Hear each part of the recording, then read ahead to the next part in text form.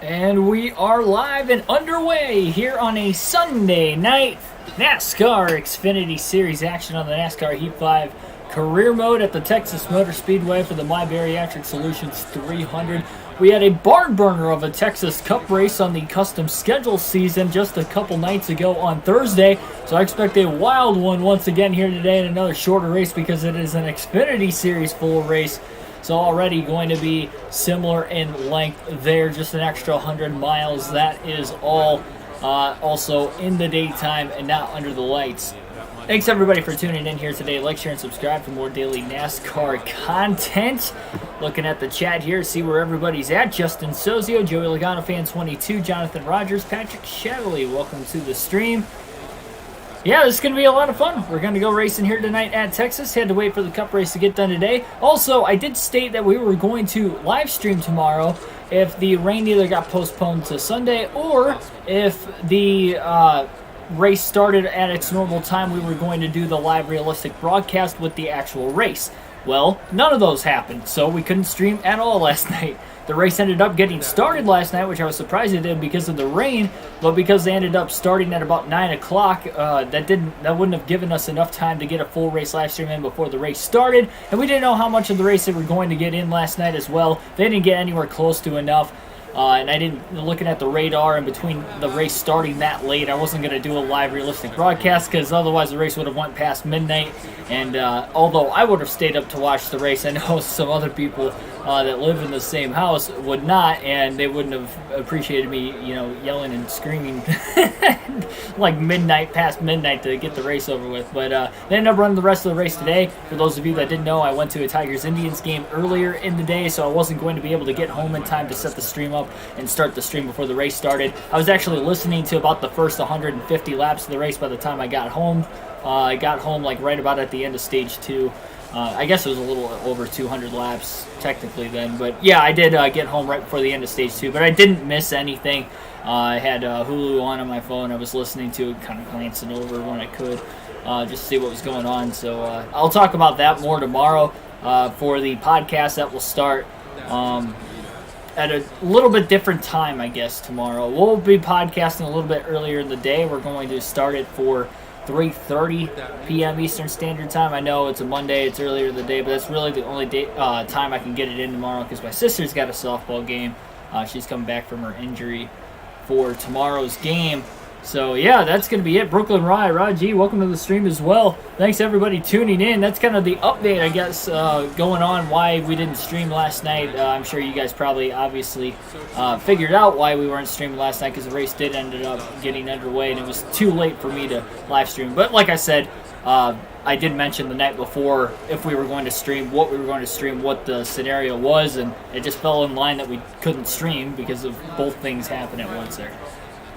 All right, DB Forever 85, welcome to the stream as well. And yes, congrats to Martin Church Jr. and Josh Berry for winning the Martinsville races here today. Again, we'll talk about the races tomorrow. For right now, we've got a race to get underway here in this one. Ryan Sieg will be starting on the pole once again this season. Harrison Burton looks to be struggling coming into this race despite being on a little win streak here. He's won 2 of the last 3 races, if you do remember.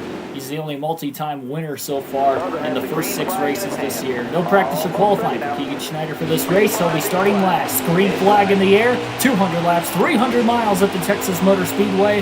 And we're back to racing again after a couple days here on the channel. Haven't raced NASCAR Heat 5 career mode since Wednesday, so it has been some time. But we are back at it again here tonight.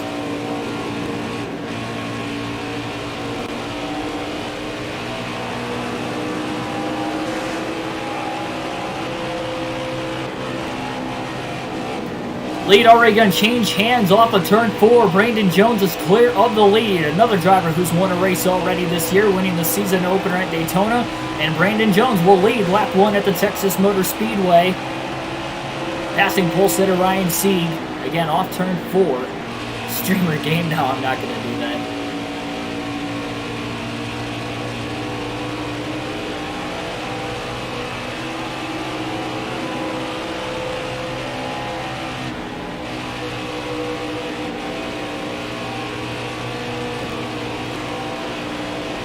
Jonathan Rogers, welcome to the stream. Yeah, again, I just explained to a T what happened, so go back to the beginning of the stream. I'm not going to explain all of it again.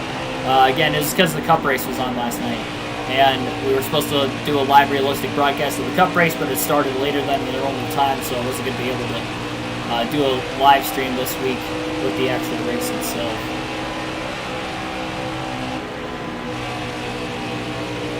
That's what we were going to stream then, and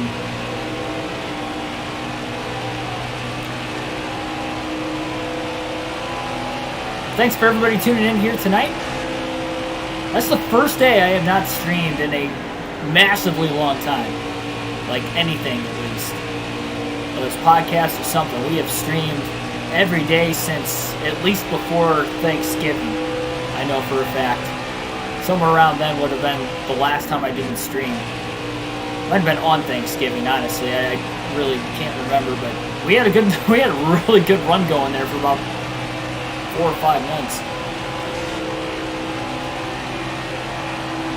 The streak was going to get broken when I go to Talladega in a couple weeks anyway. I'll have a couple nights off there, but just preparing you guys. When you know why there isn't a stream on particular weekends, I'm at the racetrack this weekend going forward. But I'll be vlogging, so there will be something up on the channel. Just will be streams. Trevor Grimes, welcome to the stream. Snyder already running towards the back. And his fastest of the first 5 laps that last time by, but he just doesn't have the speed. Where we left off, we have an 80 on the suspension, 80 on the aero, and an 84 on the engine power. This is the same chassis that this 99 of Channel Racing has used both in their win at Atlanta 2 races ago, and then at Homestead in the last race, where they struggled to really maintain themselves on the lead lap, and really lap down to 2 laps down. They were racing a lot there in the second half of that race. Unfortunately, the caution just did not play in their factor like they might have at California a little bit earlier in the season. They bit the bullet a couple times and finished 2 laps down in the 18th place position, if I remember correctly. Yeah, I know, Blaney almost won. Again, I'll get into the race coverage tomorrow on the podcast, so tune in for that one. I don't want to spoil too much of what happened there. We'll talk all things fantasy / Martinsville race. We'll recap everything. And podcast will take place at 3:30 p.m. Eastern Standard Time tomorrow. So if you can't catch it live, no big problem. That's the only time I can get the podcast in, because we'll be streaming NASCAR Heat 5 again tomorrow night. But if you can't watch it live, definitely go back and watch it again, whether it's Tuesday, Wednesday, whatever. You'll hear my raw take, my raw thoughts on the Cup race from today, which I thought was pretty good, all things considered. Between the rain, my man Blaney having that more bad luck, the usual Blaney shtick, I guess.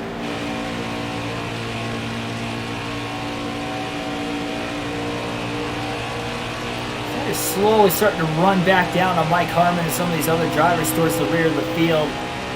Sanders going to have to do a better job of trying to stay on the lead lap here today at Texas versus what he did at Homestead. Now, remember, somehow, some way, he has to get a top 10 finish to get that $50,000 incentive bonus. It all comes down to this race. Top 10 this race, he gets the $50,000 incentive bonus from sponsor Credit One Bank. But if he doesn't get it,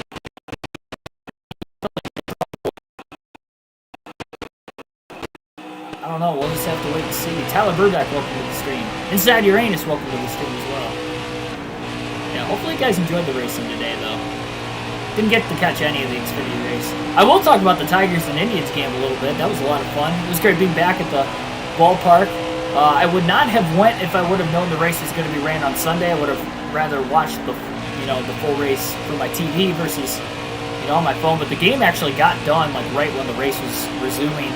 I think the game got done at 4:05, and they were literally maybe 2-3 laps of green flag racing in. That's all I didn't even miss it because I turned it on and I was kind of glancing in between pitches there, those last couple pitches of the game. But for the most part, yeah, didn't miss anything. Had to listen to it on my drive back. But yeah, the game was pretty good. Tigers lost, but they lose a lot when I go. I went 11 games in 2019. Last year they had like, you know, crowd, I guess, up until this season. Went to 11 games and they went 2-9. Granted, they were the worst team in the league that year, worst record, and they lost over 100 games. So obviously, you know, going to that many home games, I think they only won like 22 home games the whole season anyway. So going to 11 games, they were likely going to lose majority of the time. So starting this year, 0 for 1 already, and it wasn't even at home either. It was a road game. We traveled to Cleveland, but whatever. It was still at least it was a close game. We didn't get whooped like we did the 2 nights before, which I was scared that was going to happen again. But it was competitive at least. Brandon Jones got back in the lead ahead of Austin Cindric there a couple laps ago. Schneider's working on Mike Harmon for position. Harmon just about ranged Schneider in the grass there towards the end of the front stretch, and now he drives it deep on Harmon in 1 and 2 to make the clean pass for 35th. No longer in last place is Keegan Schneider. 4 sets of tires as usual for the Xfinity Series races on NASCAR Heat 5, just like the truck races. Doesn't matter whether that was championship mode or now in the career mode.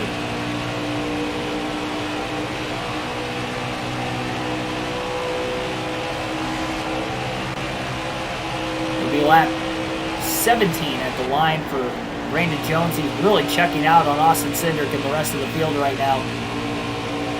Jones led the majority of the laps in that last race at Homestead, but he was unable to seal the deal. Harrison Burton went up. Or sorry, no, it was 2 races ago. My bad. Where Jones led a line. He couldn't seal the deal because he won a stage at Atlanta. Got a split with Schneider as far as laps led there. So he's looking for a little bit better hopes today. Also led a lot of laps in the second race of the year at Vegas and couldn't really get it done. He's had a lot of stage wins. Only 1 race win to show for, but his teammate Harrison Burton's got 2 wins. So as a whole, first 6 races of the year, Joe Gibbs Racing has 3 wins. They've definitely been all around the strongest team so far this season, to say the least. And boy, Jones in that clean air is really ripping through. And he is closing in on that lap traffic. Cindric's keeping some sort of pace with him. Looks like he's still about maybe a little less than a second off the lead. We'll have to see if lap traffic comes into play here, as it should in a couple laps, if not sooner. At least with Mike Harmon and then Matt Mills first. Schneider again is slowly making his way through the field. Everybody watch baseball. Well, I watch baseball.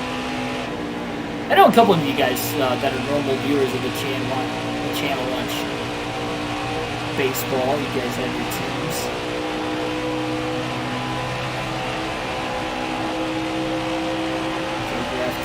Jr. 08 got in a fight, I guess, earlier in the Xfinity race. Again, I didn't see exactly how it started or what happened. I didn't get to watch the Xfinity race at all today. I did watch a little bit of it after we streamed the other night. Watched about 50 to 60 laps before the rain came Friday. Last time we streamed. And Jones is going to catch. Actually, he already caught Mike Harmon. He's working on Matt Mills off turn 4, and he caught him in a bad spot. Didn't clear him off the exit of 4. Cindric might have pulled in a little bit closer and gained a little bit more ground. And Schneider's trying to get around these guys really, really quickly. Careful, go there. Trust me, I'm reading all of you guys' chats. Again, I'm trying to be really silent on my opinions and thoughts on today's Cup race, because I don't want to spoil anything for the podcast tomorrow. Well, I like to do these full race live streams before the race so I don't have to worry about spoiling it. The problem is I was at a baseball game today, so we couldn't do that. Next week at Richmond, we'll be back to normal. Hopefully, as long as the rain doesn't come again. Man, that'd be 3 weeks or 3 races in a row that would happen. Richmond got rain also.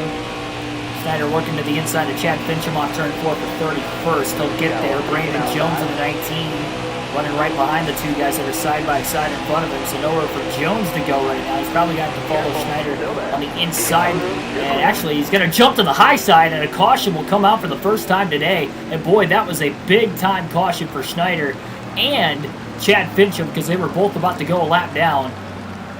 So we talked about the perfectly timing cautions at Fontana this year for Schneider. He just got one right there, right before he was going to go a lap down. Jones is going to get that run off the high side, too. So another half a lap, he might have been a lap down. Austin Hill will get the free pass under the caution. The only drivers pitting are everybody a lap down. If that's a DNF, that might be another position. Schneider's going to need everything he can get if he wants a top 10 today, because at least early, it's not looking too good. And that first caution, again, flies at lap number 22. Yep, I am a Detroit Tigers fan. That is my team, but we went to Cleveland. First time I've ever been to a Tigers road game before. I had been to Cleveland for a ball game before, Indians and Twins. That was actually the first MLB game I ever went to. I was like 8 years old. My dad took me, so I was really, really, really young. I was in Little League still, I remember. So, actually, whatever, I don't even think that's Little League at 8. That's like before Little League. So, yeah, I was really young. Last time I was there, so. It was unique for sure. It was just weird not being in Comerica, but still watching a Tiger game. Had fun though. Buddy of mine that went there, he's a big baseball fan, big Tigers fan like I am. And he's one of those guys that wants to go to like all 30 MLB stadiums, ballparks. Kind of like I want to go to all these Cup Series racetracks. You know, basically doing the same thing. He hadn't been to Progressive yet, so he's kind of starting that young journey of going to different stadiums. He wants to go to Cincy again before the end of the season, too. Careful, go back.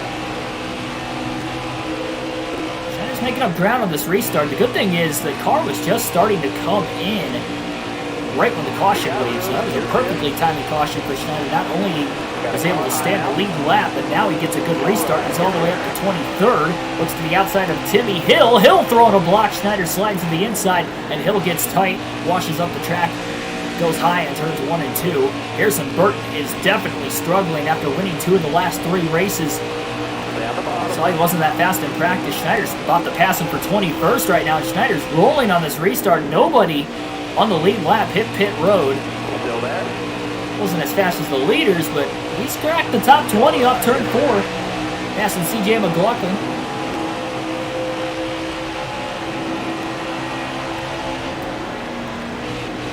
Inside now.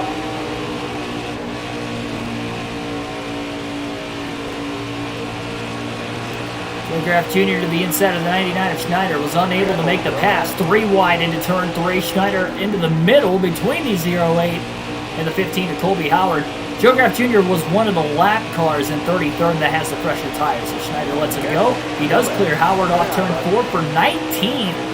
Boy, this 99 starting to pick up steam. You wonder if he's got a chance at stage points. I know he's got to win this season at Atlanta. Very surprising. Only took 5 races for this team to find victory lane in their debut season in the Xfinity series, but talk about wanting to win the championship and move the cup next season. That was a big, big stepping stone, to say the least, right there. The problem is trying to stay inside the top 20 for that win to make him eligible for the playoffs, because right now he's 13th coming into this race. And it's still very early in the season, so everything's still stacked up together. He's not that many points ahead of 20th. I guess 21st, technically. And we've had 5 different winners in the first 6 races. So he needs a pull for same winners, whether it's himself, to lock that spot in for sure with 2 wins. They do get more than 12, as long as, again, he stays in the top 20. So far, so good. Just made a little contact with Joe Graf Jr. 3 wide now down the front stretch. In between LeBay and Schneider is the 89 of Landon Castle. Get Joe Graf Jr. in those fresher tires, trying to get to the outside. He'll make it 3 wide off turn 2 with the guys back there that Schneider just cleared of Castle and LeBay.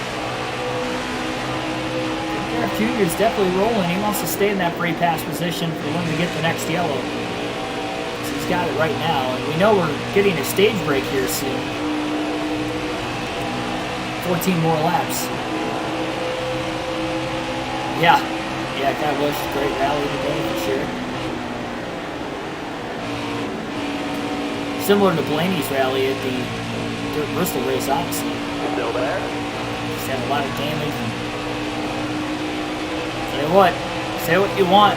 Kyle Busch is struggling this year, whatever. KFB still knows how to wheel a race car around. The fact that he's able to get that kind of car into the top 10. And he hasn't had the best of luck over the last couple seasons now, but between 2020 and early 2021, man, oh man. It is fun to just watch his talent on full display. Especially on days like today, where he was defying the odds. Still there. And he makes a pass on this fellow 99 car. Also in a Toyota Supra, Josh Palicki clears him off turn 4 and up to 14th now with 12 to go in stage 1. Again, Schneider's got a good chance to maybe get a stage point. The timing of that caution, what a big break that was, not only to stay on the lead lap, but everybody stayed on older tires. That's going to save him an extra set to the end of this race.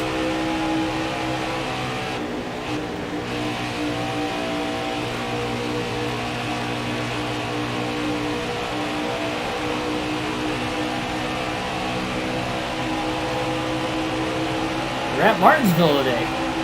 Nice. Hey, you were at Dirt Bristol a couple weeks ago, too. At least you had the week off of Houston to recover. I can't wait to get my travel schedule started. It's going to be hectic. And you guys are going to be wondering why I'm streaming one weekend. It seems like the next weekend I'm not. And then I'm streaming one weekend, and the next weekend I'm not. That's because I'm at the racetrack. Again, you guys are going to see exactly that. I'm excited to get those vlogs going on the channel. I think I can upload from my phone. I just can't upload from my laptop. So I should be able to, at least edit the videos I take there and merge them together. So at least have that uploaded to the channel. And then once I get to 1,000 subs, I can actually contact YouTube and get everything situated with trying to upload from my laptop. Ideally is what we should be able to do. Hopefully we get to 1,000 sooner so we don't have to have that issue. But again, we're steadily growing every day. I really think if I could have live streamed that Martinsville race, that would have been big. I'll try to get the truck race in at Richmond next week. It's going to depend on what time that race starts. I would assume it's under the lights on a Saturday night. If it's not, then I probably won't be able to do a stream next week for the actual race, but that's what I'm planning for. Again, rain washed out the Cup race for me to do it last night, unfortunately. So we'll hope for the best. Michael Turner, welcome to the stream. Xfinity and Cup ran today. It's weird because they both ran today, but they both didn't run a full race today either.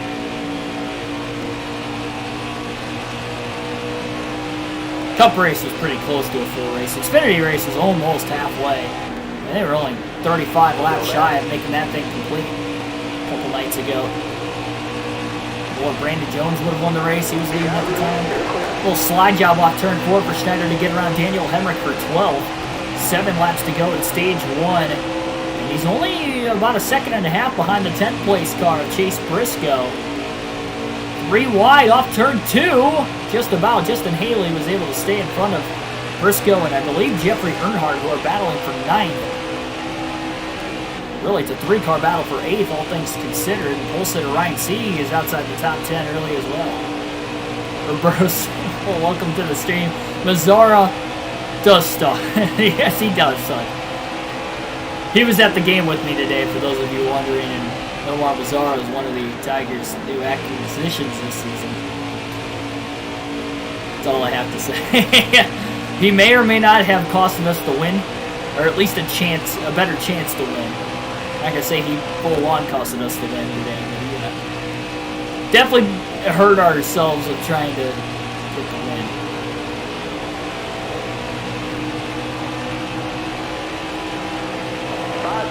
Top 10 is definitely there if we can get the cautions to play in our way. I mean, that's what we need for that $50,000 incentive bonus, which is huge for the smaller team still. Yeah, we won a race, and it was on speed, but I don't see that happening again outside of maybe Talladega coming up in a couple races. But I really don't see that happening again in the regular season, so the quicker we can get the money and upgrade departments, the sooner we'll be faster. Hopefully by the end of the regular season, we can compete for a championship. I'm hoping for it. If it gets into that first week of the playoffs, I don't even think we're going to make it to the second round, honestly.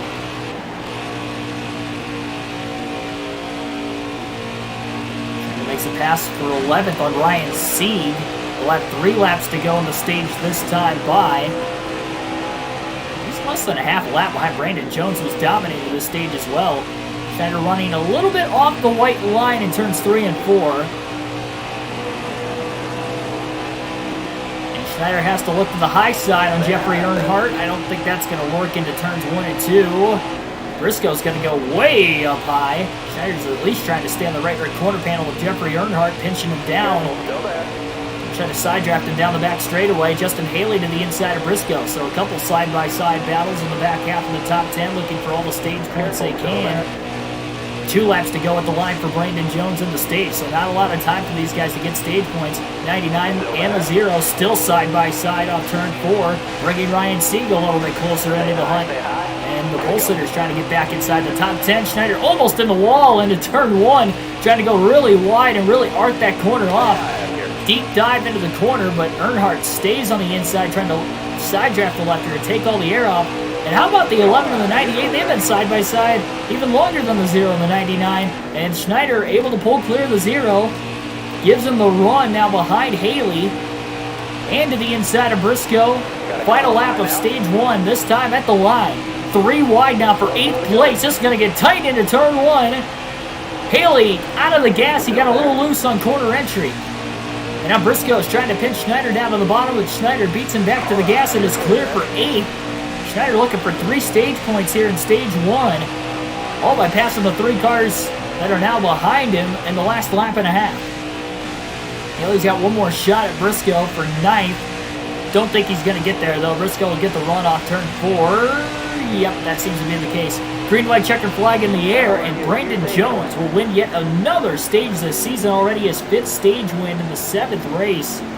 He has been on a tear this season. Who would have thought Brandon Jones would be an early season championship contender? He's got 1 win, a lot of playoff points again with those 5 stage wins. Pit stops for the first time today for everybody on the lead lap. 4 fresh tires, full tank of fuel here for the 99. Probably have a slower pit stop. Chad Fincham will get the free pass in 30th. Riley Herbst is the only driver out of the race, by the way. He brought out the first caution back at lap 22. Parkway, welcome to the stream. My trainer can throw better than him.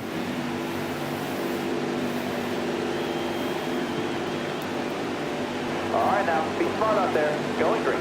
Be ready. Ready.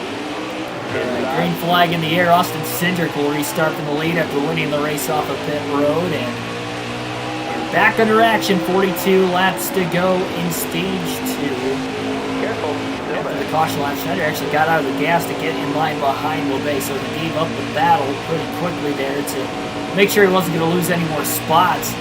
Schneider's car is not fast on the short run, though, so he's going to have to hang on for dear life. No adjustments for the 99 on pit road as well. Stacking up 3 wide, nearly 4 wide there into turns 3 and 4. I don't know who that was. I think it was Gregson that moved up out of line. Like I shuffled into a 3 and 4 wide mess. There's still 3 wide on the front stretch at least. This can get hairy into turn 1. They all filed for position. And they're almost 3 wide up there for second. Harrison Burton gets the run off turn 2, looking to the inside of Schneider for 18th.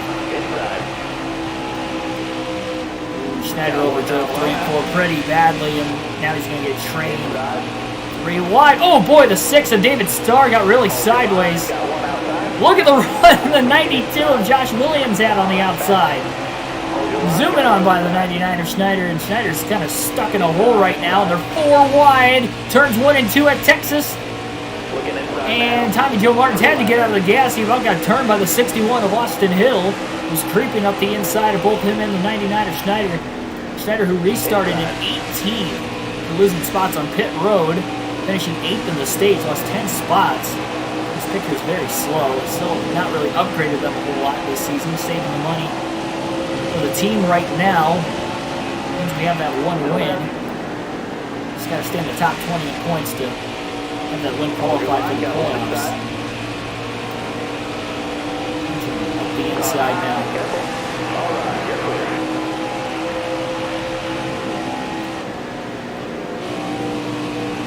Schneider might need a caution like he had in stage 1 if he's going to want to stay on the lead lap. Because remember, he almost went a lap down the first 20 laps of the race before we had that caution. Great battle up at the front. Cindric led initially on the restart, and then Allgaier was able to get around him, and now Noah Gregson got around his teammate Allgaier. Junior Motorsports for the lead. Allgaier, Gregson winless this season, trying to get their first wins.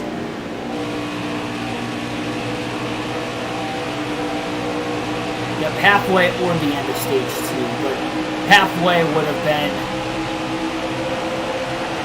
or I should say, would have had to happen first, I believe. Oh, wait a minute. No, it was 16 and 60. I can't remember what the stage lengths were for those videos.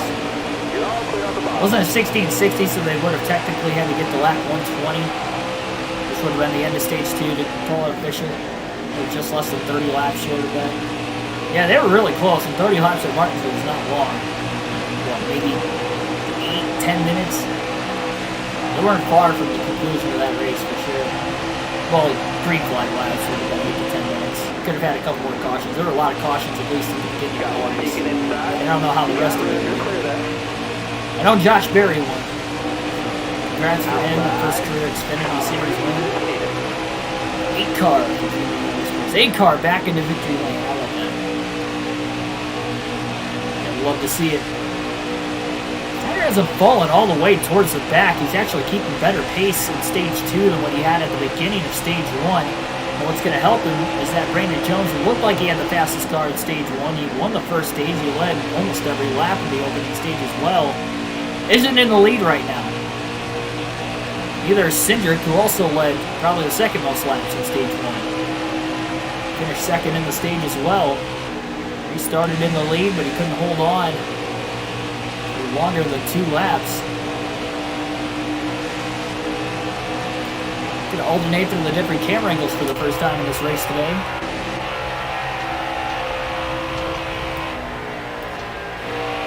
He just needs to give himself a chance here for this final stage. And save his tires, and we have a caution. Second time today, Joe Nemechek will get the free pass in 31st, and again we have some lap cars pitting. Lead lap cars. Looks like Michael Annette in 8th place will hit pit road, so he'll try to play the strategy game, but that will be it there.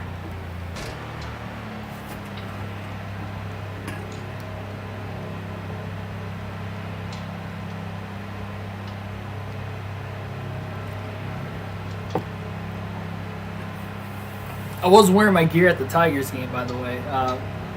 Tigers and NASCAR gear. I had my Ryan Blaney hat. When I walked into the stadium, I put my Tigers hat on, but I had this Ryan Blaney shirt on underneath my Tigers jersey, but I had the Tigers jersey unbuttoned so you could still see the Blaney shirt. So I was repping both. Because it's race day, so I have to support my driver first. But I was at the game, so I could not wear a Tigers gear. Green flag back in the air in Texas for the restart in stage number 2. We're going to try to get to the bottom, and he got in line pretty quickly there behind the 13 of Fincham, and he's actually going to beat Fincham to the inside into turn 1. He had to wait till the start-finish line, otherwise it would have been a penalty for transferring his lane before the start-finish line, so he waited. Timed it perfect. He got down in front of the 44 of Martins as well. Stay low. Clear out, bud.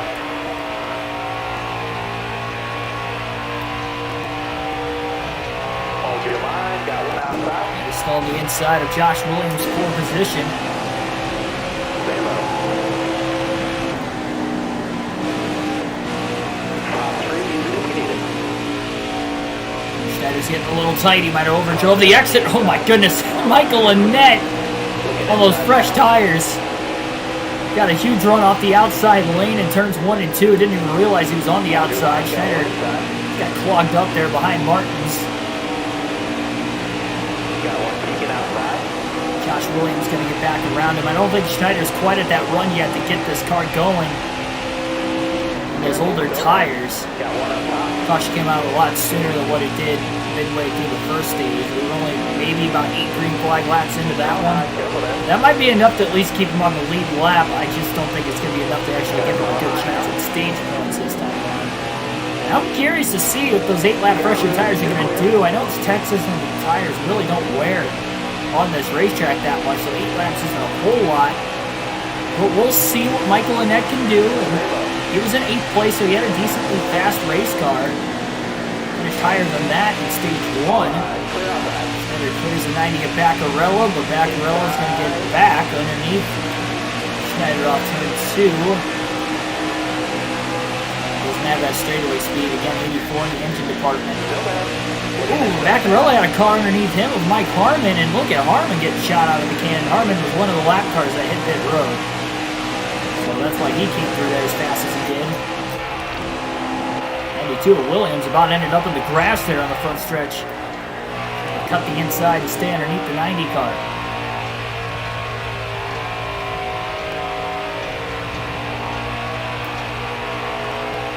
I think the sun is good on a racetrack, or no sun is good on a racetrack. Well, for a driver's sake, it's going to depend.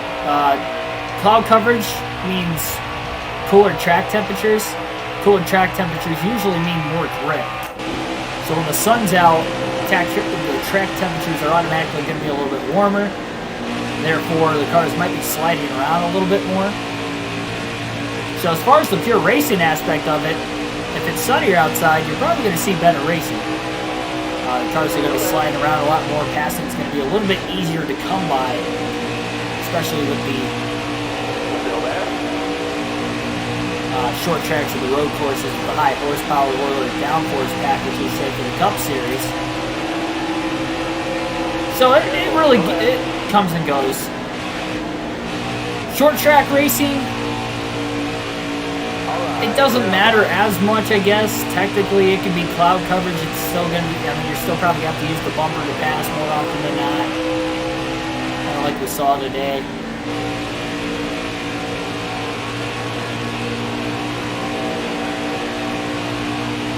So I wouldn't say it's good or bad either or.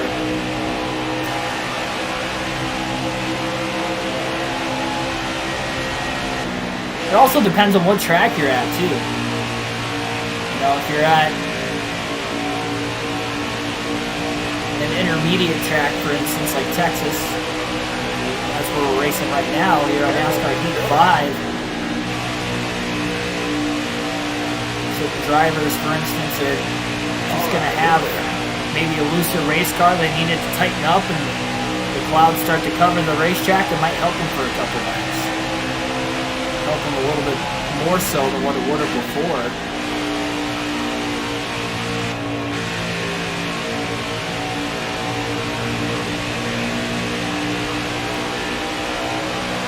Yeah, it all just depends on what the teams have for their setups too. It definitely varies.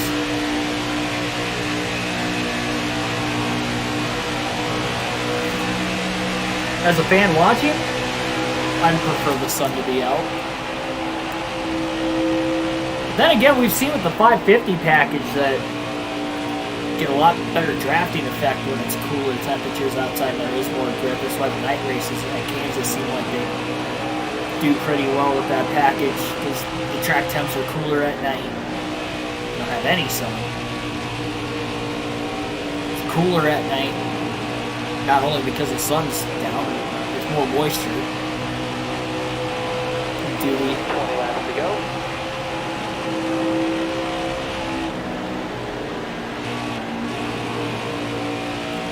He's creeping forward. Still there. Trying to get underneath David Starr for 24th. He is underneath him currently.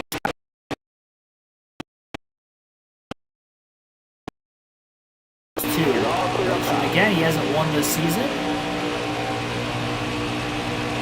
Car high, careful there. We could see our 6th different winner of the year tonight.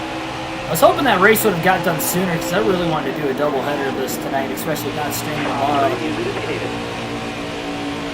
Can't remember what the next race is Bristol. It'll be a shorter race. But we're only in stage 2. This race isn't going to get done until like 10:30. Yeah, we're not going to be able to do that tonight. I'll try my best. We have a cup race tomorrow that we know for sure with the channel on the custom schedule season mode, but we'll see. Maybe we can get another race in. Not entirely sure. It's going to depend on what time my sister's game gets done tomorrow. If it gets done by 6:30, honestly, it's a home game, so I could get home within 5 minutes after the game's over. I'm off of work on Monday, so I'll have my golfing in earlier in the day. It's possible. We might see a Bristol Xfinity career mode race and then our Cup Series custom schedule race for the main event tomorrow afterwards. Similar to what we did last weekend. Or last Monday. Yeah, guys, the car definitely comes alive and wanted to run. Austin Cindric has just jumped to the lead, by the way. He has gotten around Gregson. Schneider, ooh, slides into Timmy Hill in the 66.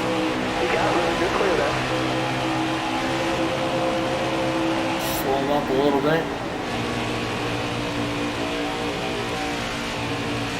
Now passing McLaughlin for 19. Let's see if we stay green to the end of the stage. That's going to be the big thing here. Schneider's a half a track off the lead. He should, again with that caution, stay on the lead lap to the end of the stage. That's big of itself. The way the first 2 cautions have played, especially that very first caution of the race, couldn't have been a better timing caution there 20 laps in. And what a quick turnaround just to get to 8th by the end of the stage after that yellow. Otherwise he would have been a lap down. Been trying to race for the free pass to the end of the first stage. He said he was racing for stage points. Again, we haven't seen a lot of tire wear. Still over 50% left on the right front. And we have 13 to go, 14 to go at the line this time. Stage 2.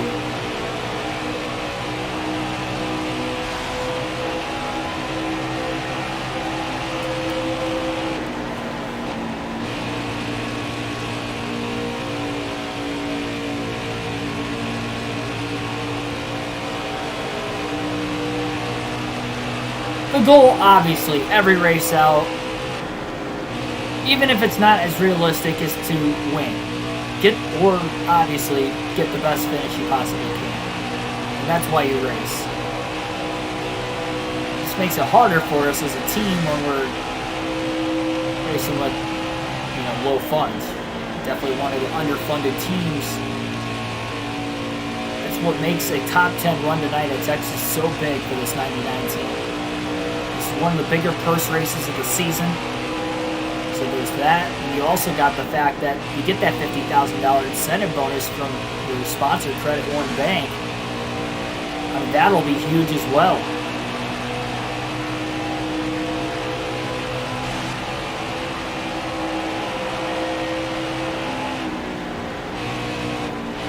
Make the pass of Ray Black Jr. to turn 22. The lead has changed hands so many times in the last couple laps. So Cindric took the lead away from Gregson about 5 laps ago, and Cindric lost the lead to Michael Annett for a lap, and now after Annett was able to lead just 1 lap, Brandon Jones gets around Michael Annett. And Jones is looking to sweep the first 2 stages and looking for yet another stage win early in the season. What a year early on for Brandon Jones. I mean, you got to assume he is close to just start clicking wins away left and right this year. We have a lot of road course races in the middle portion of this regular season. Mid-Ohio, Watkins Glen, Road America all coming up, and then Charlotte Road in the playoffs. But so we got those races to produce the wild card winners. On top of Daytona, Talladega, still in the regular season, and that easily could be 5 wild card winners in those 5 races. That means we only got 2 more spots open, and we still got a lot of strong cars that haven't won yet this year. Austin Cindric's been close so many times, a couple runner-ups, but hasn't been able to actually seal the deal with a win. You'd have to assume he's going to get more. And now we have a caution. very, very late in stage number 2, we have a caution. Everybody's coming to pit road on the lead lap. Chad Fincham gets the free pass in 3, he'll also pit. Schneider's going to stay out. That is not going to allow Martins, Harmon, or Mills to get the free pass. And the reason why Schneider's staying out, he's conserving tires. Michael Annette, second place, also going to stay out. But remember, Annette had fresher tires before the caution. That's probably why he was able to drive up as far as he did. So he'll stay out as well. He pitted under the first caution of the stage. It's already our third caution of the race. And again, it's only stage 2. So Annette will restart from the lead. Schneider will restart in second. Oh boy, here we go. We got a ton of drivers on fresh tires behind these two out in front. Green flag in the air. Michael Annette will lead the field in the green. They're trying to side draft him. 6 laps to go. Stage 2. Who knows? Maybe Schneider can hang on for stage points. Maybe Annette can as well. I don't know if that's necessarily going to happen. Schneider could not clear Michael Annette. He's on the outside. It's not the preferred lane on the restarts at Texas. And Schneider is digging and digging and digging. And on the outside, a little contact trying to clear the one of Michael Annette. Basically moved himself out of the way. Now he's trying to side draft Annette in the center of the corner, and he can't do that either. Schneider was so close to clearing Michael Annette to get to the lead. Annette leads with 5 laps to go on the stage. He's got the track position, but can he hang on? Chastain just moved Schneider out of the way. 3 wide, 4 wide for a split second. Nowhere to go for Schneider. And I mean, now he's just got to play smart and try to stay out of everybody's way. Brandon Jones back to the lead. There's still 3 wide trying to scatter around Michael Annette. A little contact. Jeremy Clement's got a little sideways off turn 4. Still 3 by 3, especially further back in the field on the front stretch. Brandon Jones is going to drive away and win the first 2 stages, barring no mechanical failures here in the last couple laps, which would be wild. Outside.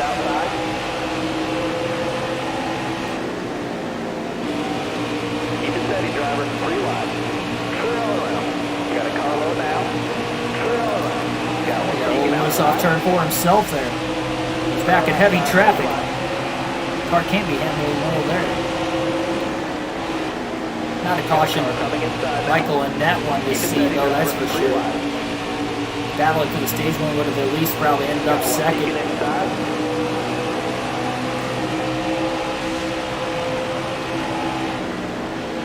Hold your line, got one inside. Got a car low now.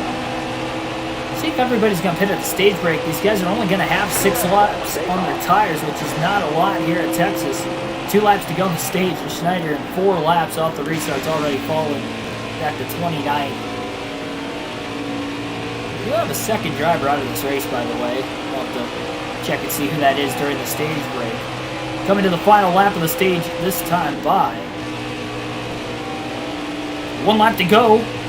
Sponsored by our sponsor, Credit One Bank, in stage 2 at the Texas Motor Speedway.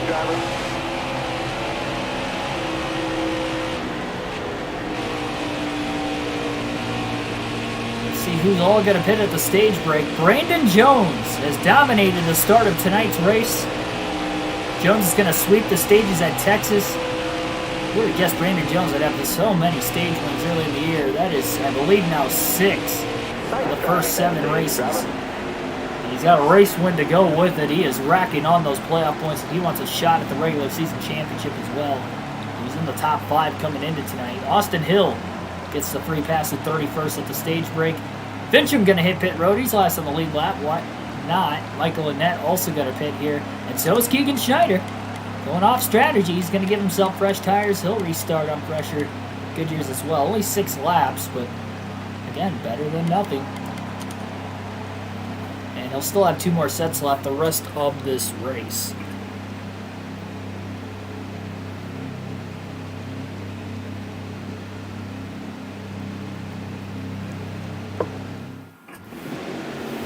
We would have been at Atlanta Auto Club, Vegas Homestead. We're going green. Maybe even Chicagoland. I think everybody would have pit there. Maybe even Kansas. Inside now. Any of the short tracks. We would have seen pit stops after 6 laps and not here at Texas. One of the only mile and a half, really. We're not going to see pit stops that early into the run. Green flag is back in the air. Brandon Jones in the lead after winning the first 2 stages. That's got the faster of the cars on fresh tires, so he'll probably get through this field first. Finch and Schneider again also on fresh tires. I believe a couple of lap cars as well. Still there.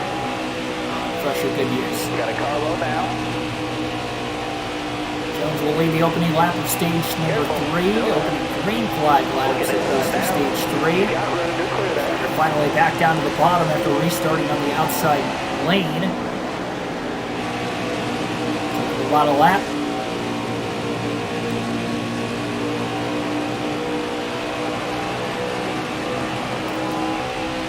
He doesn't have to wait for the car to come in on the long run this time. He goes 3 wide to pass Joe Graff Jr., Cesar Baccarella. Joe Graff Jr. is not for position. Baccarella is. Schneider can't pull clear yet. Baccarella maybe side drafted him just enough to stay on the outside of him. Now into turns 1 and 2, Schneider completes the pass. Inside. Joe Graff Jr. is going to get under him off turn 2. So Schneider made a pass, but then he gets stuck on the outside now. Inside. Who tried to drop in between the 74 and the 08. That lane pulls up so quickly. He wasn't able to make that move either. That was still stuck on the outside once again. Inside. All right, you're clear.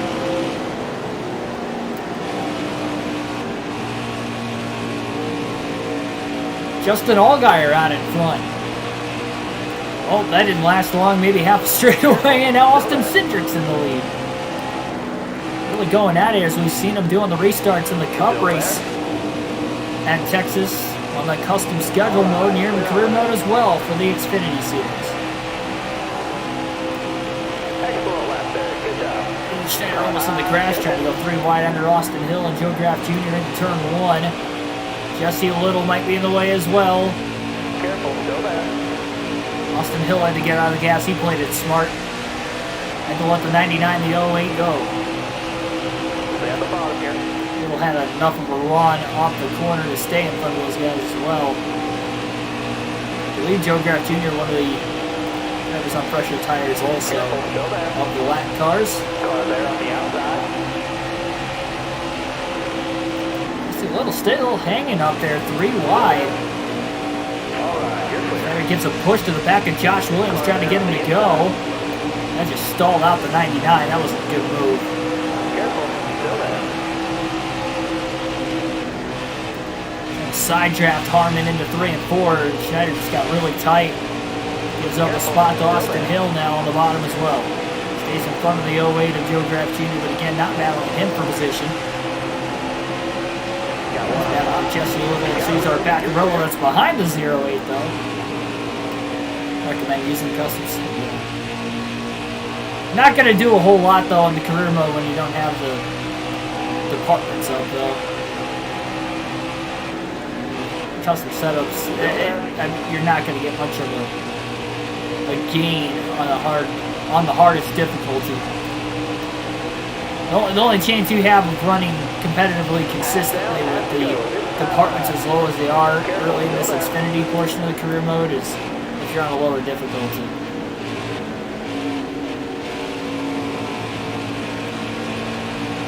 That's just not the way we do things here.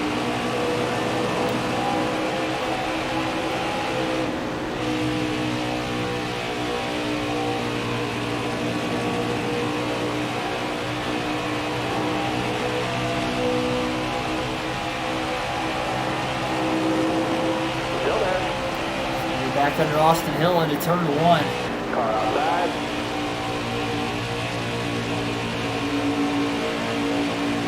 That's what he's trying to get going. Still there. Underneath Josh Williams into turns 3 and 4. The 26th, and Schneider clearly overdrove the corner. He hit that white line very early. Didn't even quite get to the middle of the corner by the time he hit that white line. Still there. Again, trying to squeeze under Williams. Side draft. Schneider pulls clear. 26th. Austin Hill makes the move underneath of Josh Williams on the 92 as well. Austin Cindric trying to go for his first win of the season. Trying to look at another different winner on the year. Still got 97 laps to go. Plenty of time for oddball strategy and other things to come here in this one.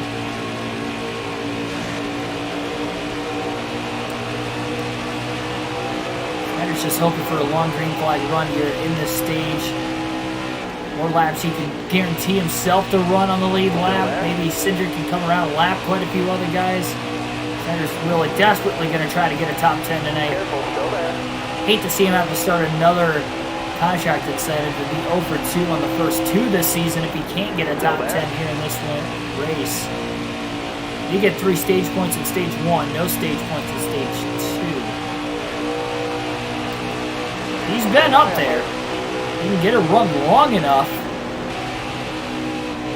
on these older tires. You know he's got a good chance. He couldn't quite clear Mike Harmon. You saw the air got taken off the left rear of Schneider and he walked right up the racetrack. Harmon never made contact with it, but these cars are just so aero dependent. You saw why right there. Get a run.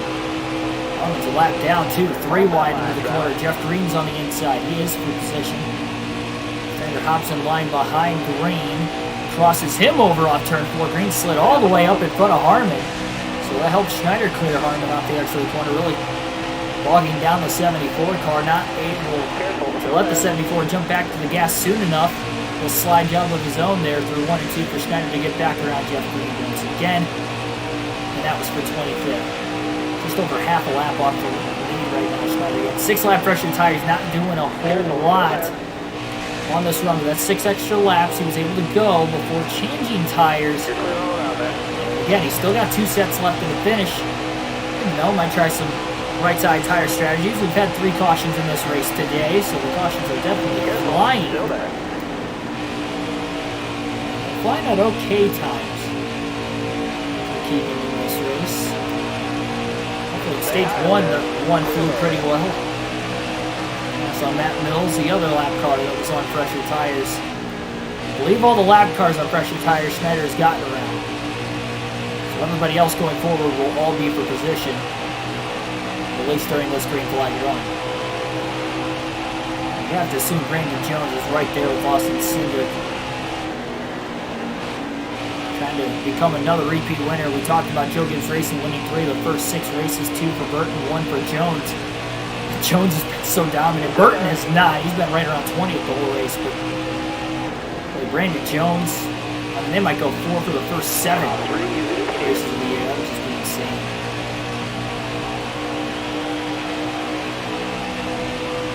Next 2 races at Bristol and then Talladega. You can get that Bristol race in tomorrow. And we'll be at Talladega on Tuesday night.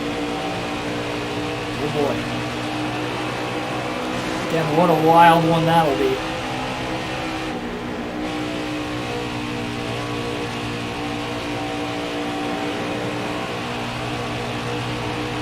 Gets a good drive off turn 4 to the inside of McLaughlin in the 93.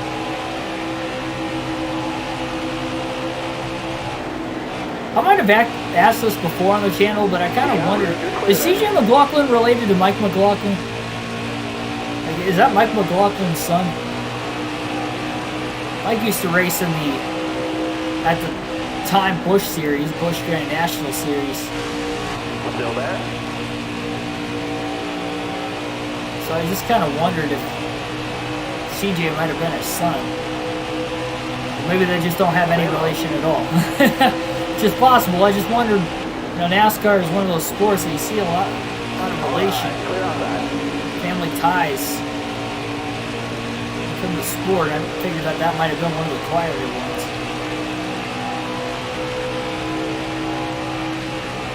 That'd be something I'd have to Google.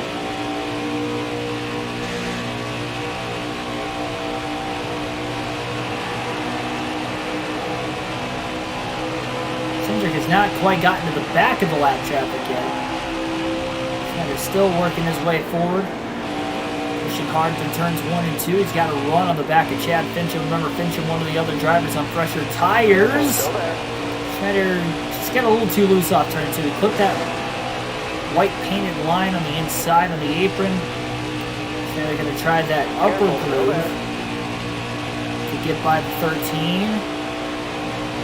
Side draft him a little bit in the center of the corner. That's going to help him.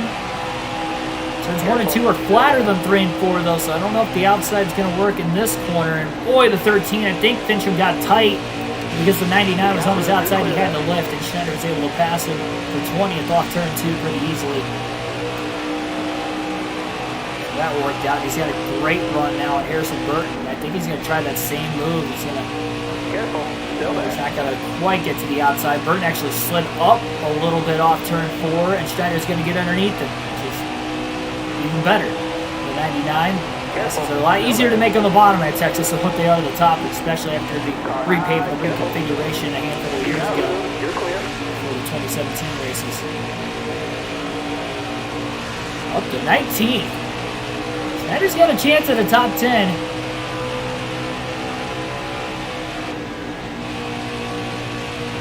Already got 3 top 10s in the first 6 races. The win. The win was his only top 5 as well. 6th at Daytona and the 10th at Fontana. The other top 10 runs this year. Every other racetrack and race he's finished at least 2 laps down. 18th or worse.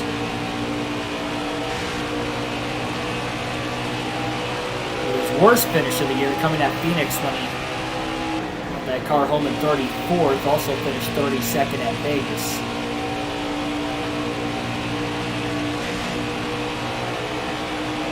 Speed's been inconsistent, but when this team's on, they seem to be on. All things considered, and given the equipment that this team uses. Again, this is the 3rd week in a row they've used the same chassis. This is the car that won in Atlanta without overhauling it, too. Car they ran 18th with that Homestead, so it's got a little bit of use on it. And he beat the car up a little bit at Atlanta trying to get that win as well. Ethan, welcome to the stream.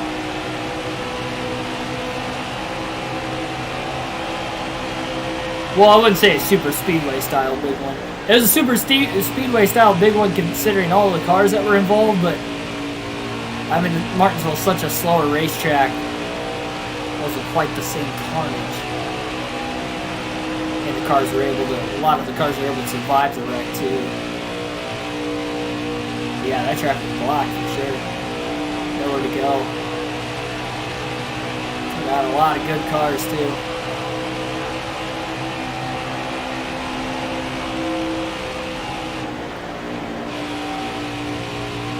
He's a little over a full straightaway ahead of Austin Cindric. He's probably about 2/3 of a lap behind him. Which is fine though. Again, he wanted a long green flag run. Cindric could put more of these guys a lap down. Schneider won't have to restart as far back in the field. Plus, it would help for strategy late in the race if he could use an extra set of tires because 81 to go. He's got 2 more sets yet. Fuel window is going to be about 56 to 60 laps. So we at least have 1 more pit stop coming. But we get late cautions. So this could turn into Schneider's favor right here, that is for sure. He has not led a lap. He's really not been anywhere close to it outside of when he restarted in 2nd. He almost got to the lead. Couldn't quite clear Michael and then on the high side of the restart, and that was able to beat him off turn 4. Clear him anyway. Just an all-guyer out in front again. Motorsport Chevrolet. We go for a win.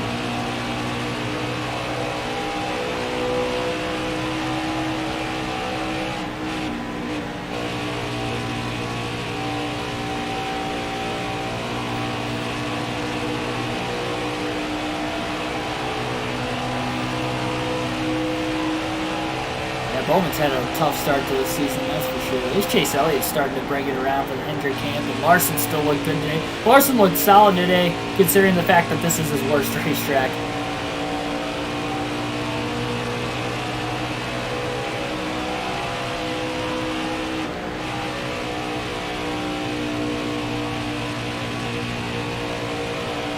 Yeah, they definitely had to They had to throw the red flag immediately because the track was blocked. They couldn't even get back around, to run caution laps.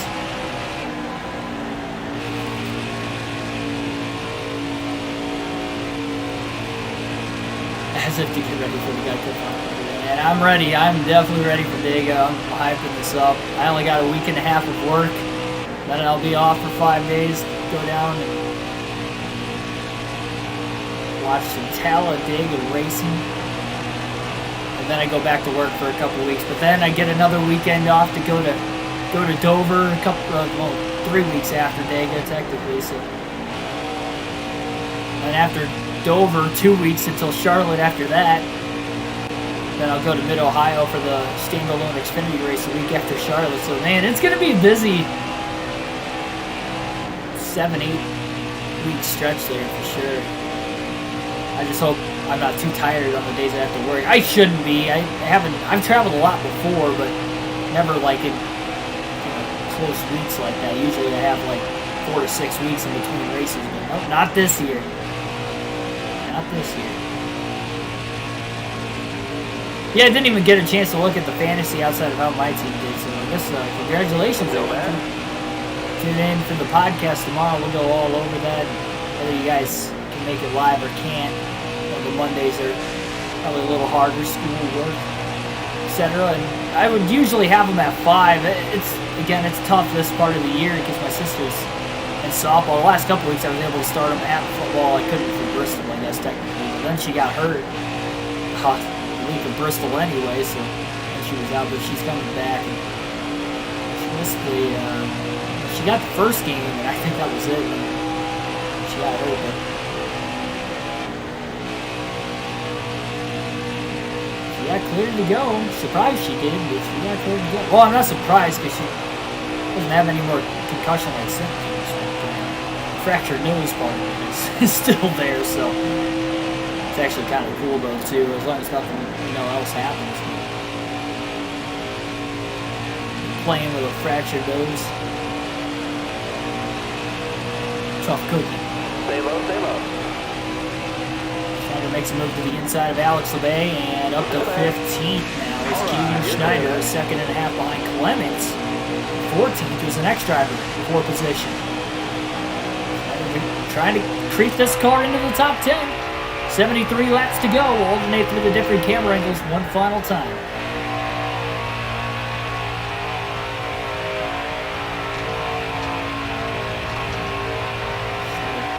Flip that white line of 1 and 2. That car got really sideways.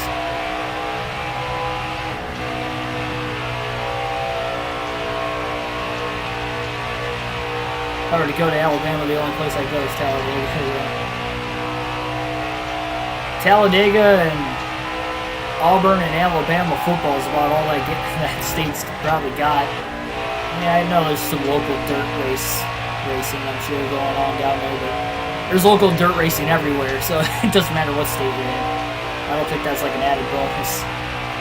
Yeah, there's no other professional sport. There's no professional sports team there. So they've got NASCAR and they've got their college football, and that's about it. SEC is always pretty good though with college baseball too. But something tells me that SEC fans don't really care about baseball as much as they do football.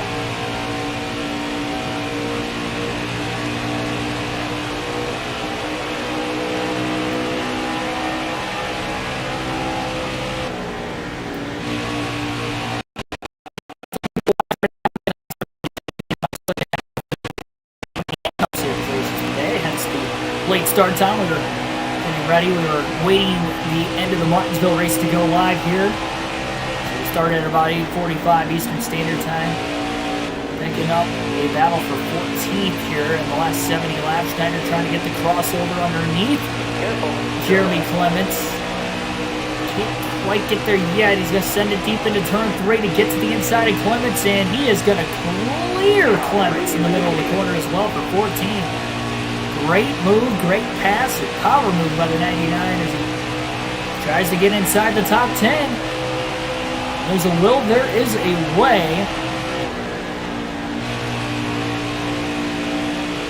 Trying to will this team, will this race car to a top 10 tonight to get that $50,000 incentive bonus. Blake Barnes, welcome to the stream.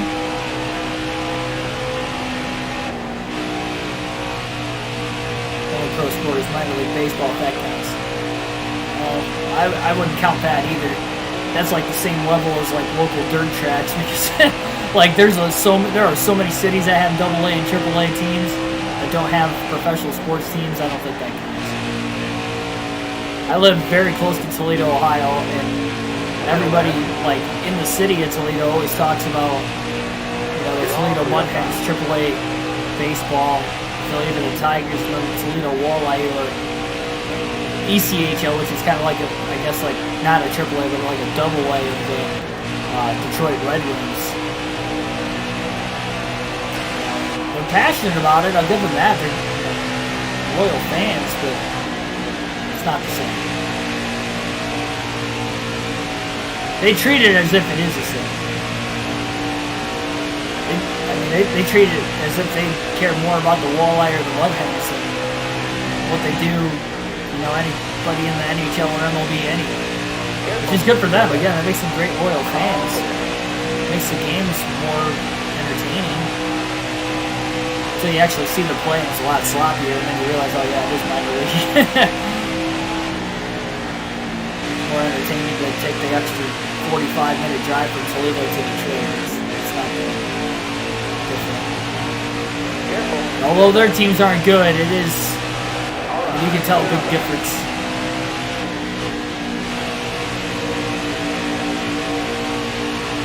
The level of skill and play. Still 14 trying to make headway.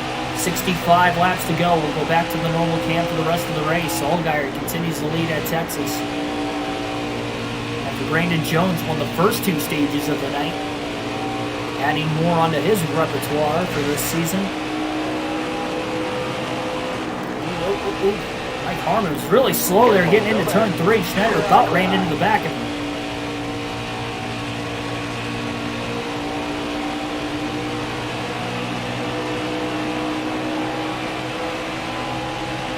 Geico 500 could make or break the fantasy team, that's for sure. Unless everybody picks the same people, which isn't impossible.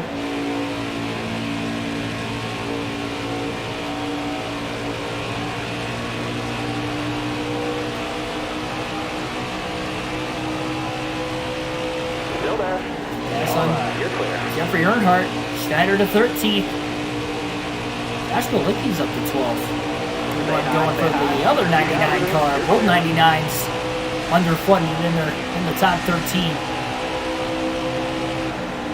Big gap though between Daniel Hemrick at 11th and Josh Malicki at 12th. Right front tire down to 20%, 19 now off turn 2. We haven't seen a lot of tire wear today. Haven't had a long green flag run either though. We haven't had a caution in the final stage yet though. And remember, Schneider, Annette, and Chad Fincham were the 3 drivers on the lead lap that pitted under the last caution, which would have been the stage break. It wasn't a caution for incident. So they're good to go an extra 6 laps on fuel. If we stay green, those guys, the other drivers in the field will have to pit before them. Can those guys make it on one stop? Yes, they'll be able to make it on one stop, but will a caution come out? That is going to be a risk. I know it's a mile and a half.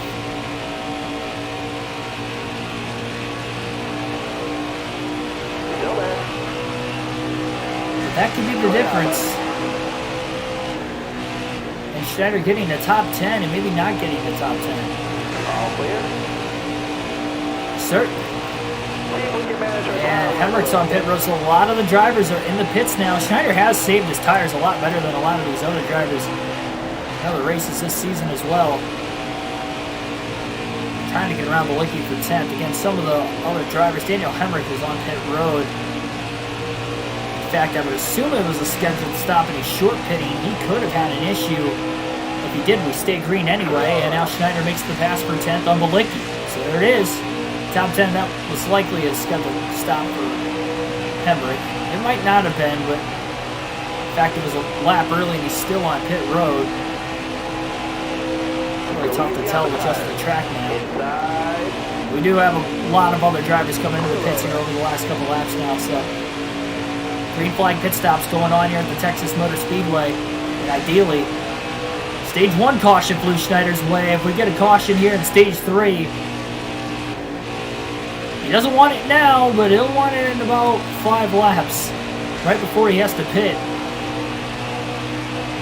You have to trap more of these guys a lap down and give him a better shot at a top 10. He's up to 4th place. Michael Annette is going to take over the lead now at the start-finish line. Just an all-guyer on pit road, giving up the lead. Ryan Sieg, I'm sure, is coming to pit road this time, so that'll cycle Schneider to 2nd. And Chad Fincham will eventually cycle to 3rd, at least for a couple laps. And again, do we get a caution? Annette, a lot further ahead of Schneider, so there's a good chance he's going to trap a lot of these guys a lap down. This could be huge. Absolutely huge.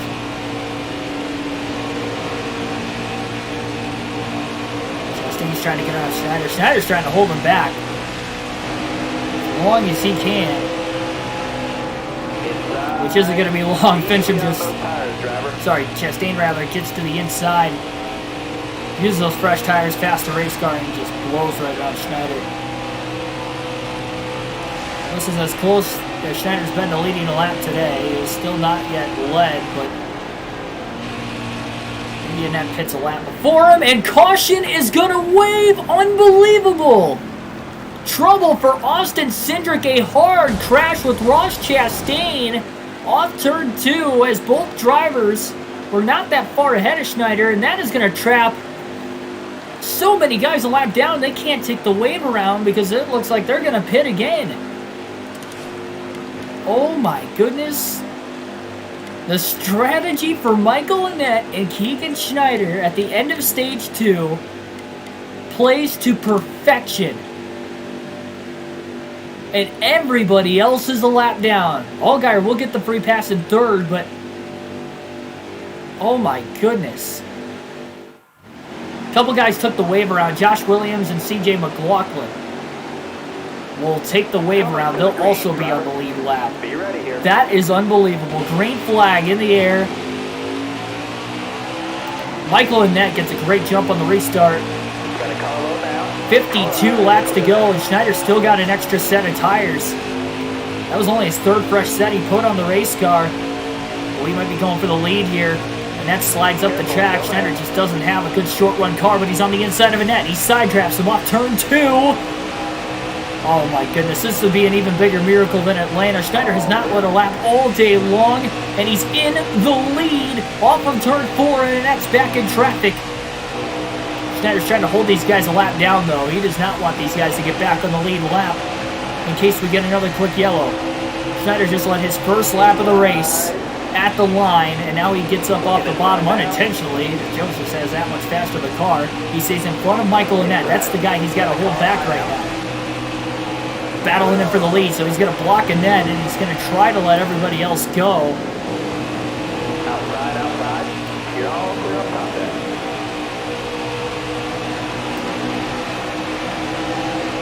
Let's see, on fuel, everybody is good to the end by about 3 laps.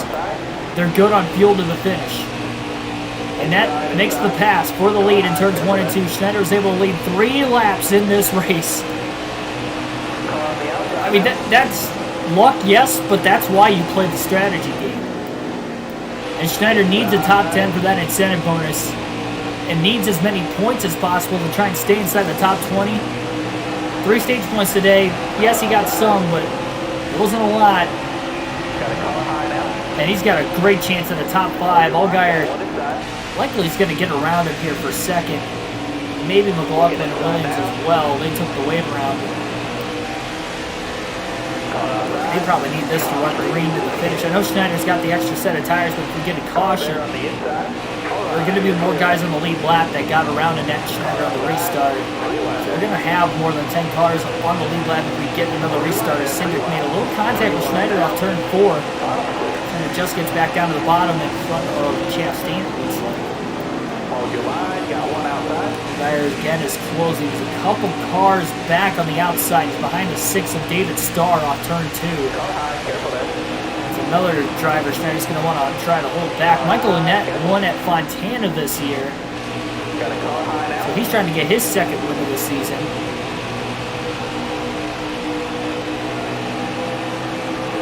And Allgaier, who's leading there before the green flag stops,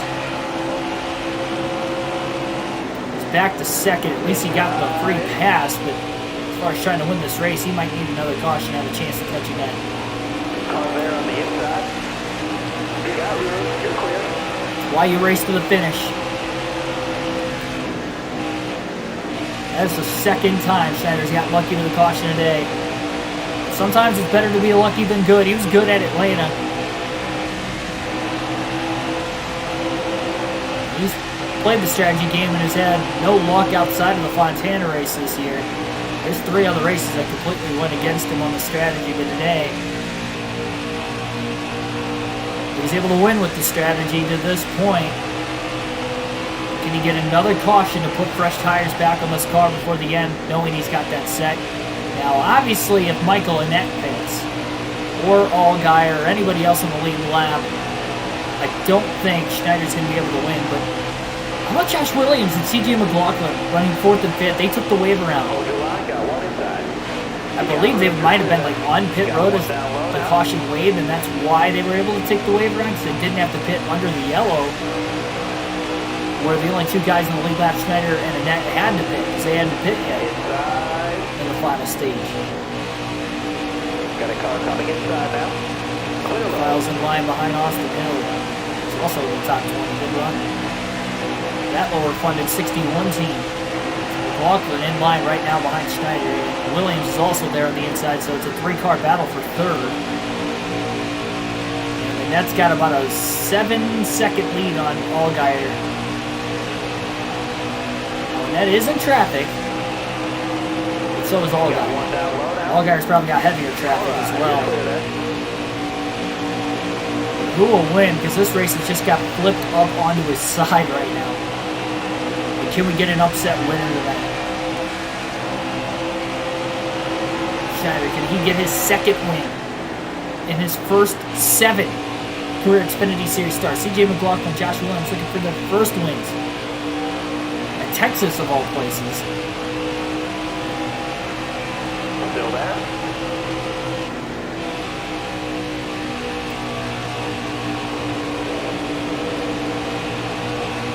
He's lost the Hill off turn 4. Wow, that was a big run by the 93 McLaughlin. He just got to the outside of Hill. Schneider flew up in front of him. Still 42 laps to go. And remember, Schneider still does have to stay on the lead lap as well. Yes, Michael Annett is there, and a caution, he can take fresh tires, but Annett's got a fast enough car. If we stay green long enough, Schneider struggled on the short runs all day today. He'll probably go a lap down before the end of the race if it stays green.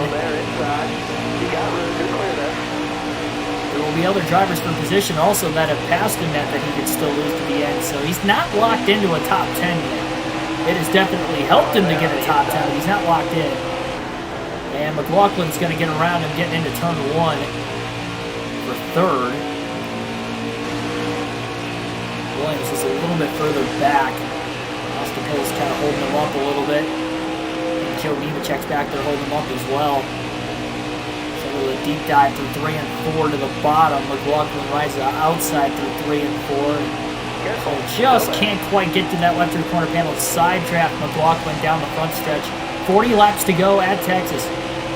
Comment in the chat down below, who do you think is going to win this topsy-turvy Texas race. And will we get another caution? We've had 4 per incident today, but only 1 in the final stage.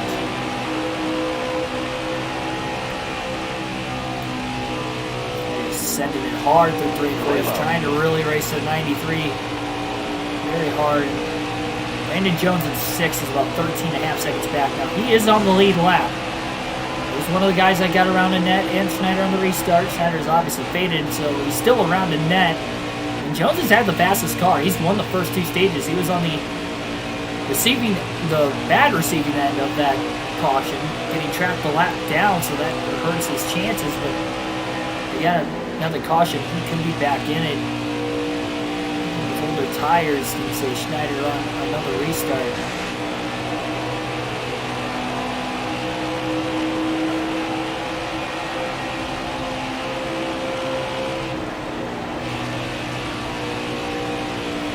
Walking to the high side in turns 1 and 2.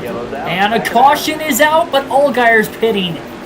Oh, Justin Allgaier's going to pit. 38 laps to go, and we have another yellow. Our 5th of the race. Brandon Jones is going to be on the lead lap again. Noah Gregson will get the free pass, so we have another caution. Schneider's going to stay out. He's not going to pit yet. He's saving that final set still.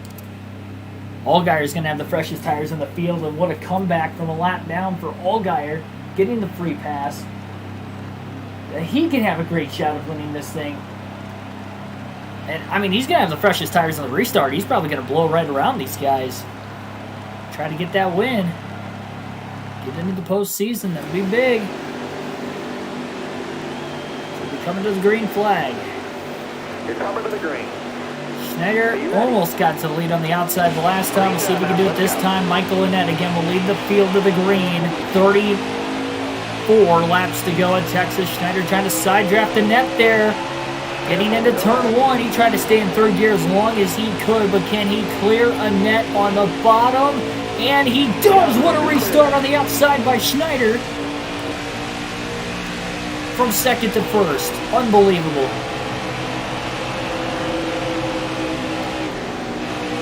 Allgaier's got the fresher tires, and he gets down to the bottom finally underneath the 92 of Williams. He restarted 6th.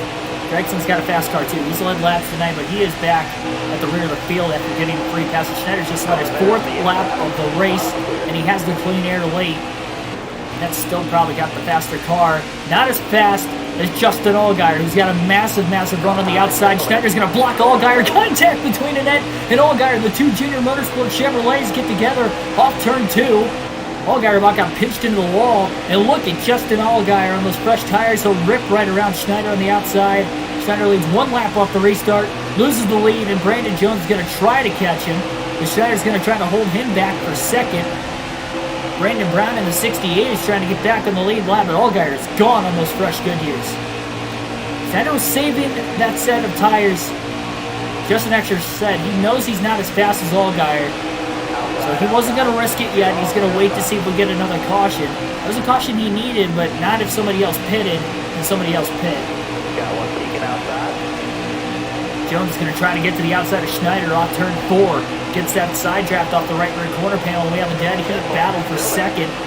Jones is clear, though. He's got a much faster race car. He's had the fastest car all day, but he doesn't have the tires Allgaier's got or the track position. Cindric got sideways off turn 2 trying to clear the 68. He didn't want to be 3 wide in the middle with Jeffrey Earnhardt on his inside as well there. All those guys are battling for the free pass position right now. Earnhardt and Cindric side by side for the 8th spot. Contact between Cindric and Schneider off turn 4. 30 laps to go at Texas. Hold the line. Got one peeking inside. Schneider's still ahead of Michael Annette for the moment. Got sandwiched between the 68 and the 0, and that slowed down Schneider in the middle lane off turn 2, and Annette does get around him. Annette's still stuck behind Brown on the top, but all those guys are still quicker than Schneider at this point in the run. Schneider's back to 4th. He's dropped an extra spot or 2 now.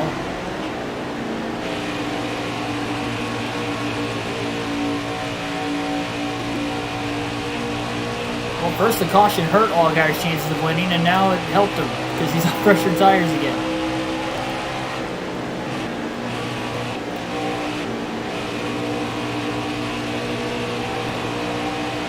The thing is, I don't know how many lap pressure tires Schneider's going to have with Allgaier for a late race restart to have the extra power in those fresh tires to get around him and stay around him. He might need an extra late caution, but the problem is we have 7 guys on the lead lap. So if we get another yellow, he's going to have to restart 8th while somebody on the lead lap drops back, which means he's going to be on the outside lane. We aren't going to have a lot of laps left for him to get back around those guys, and he can't waste any time. He'll have to go. He's still got a good shot at the top 10, though, knowing that there are only 7 drivers on the lead lap. So as far as that $50,000 incentive bonus from his primary sponsor, Credit One Bank, that could definitely be there. Darlington being the championship track, that would be awesome. Inside Uranus, up to 4th place in the league. Congratulations, man. I might win it all. Never know. Still a long ways to go, though. We got 18 races left still in the contest. It runs through the regular season. I thought I had a good week this week. I could have had a better week and set Logano in my lineup by accident there. I didn't think he was going to be able to come back, and then I had Kurt Busch. He got involved in that accident, so I screwed me over. 193 points isn't bad, but I'm still 7th in the league out of 11, so even with a good week. It's alright though, I'm taking a lot of the dark horse picks, so I'll have a lot of guys, stronger guys late in the season that you guys won't. I'm still in the top 5 in points overall, so well, assuming I didn't fall outside the top 5, I was 3rd. I don't think I would have fallen that far back. I guess I could have. Allgaier's absolutely gone right now. No chance Brandon Jones or Michael Annette are going to catch him.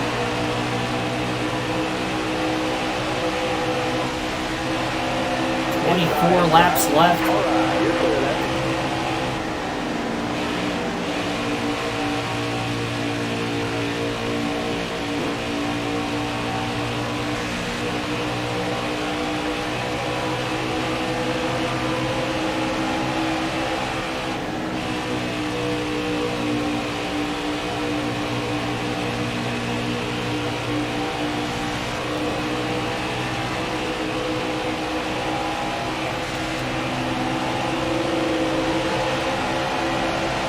That keeps running the high side. He's losing ground from Jones. It looked like for a second he was closing in on him. He got to within 2 seconds. Those guys are at least on equal tires. I'm just hoping that car comes in. You know, even if it stays green to the end, so we have a chance to catch the one in the 19 here. We still got a little over 20 laps. I don't think he can afford to get passed by anybody else. Ross Chastain, Ryan Sieg right behind him. Side by side, that'll help Schneider a little bit. Schneider's still losing ground though to Jones and a tiny bit to Annette, and that's definitely losing ground to Brandon Jones as well.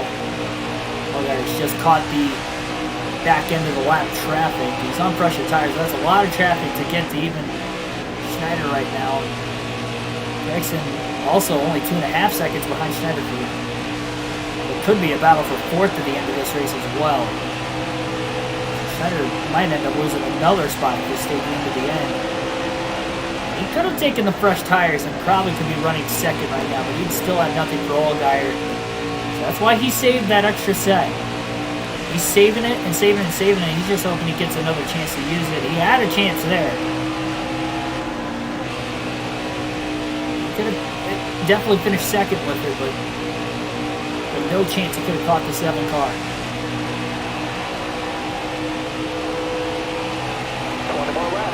20 to go here at Texas. Oh boy.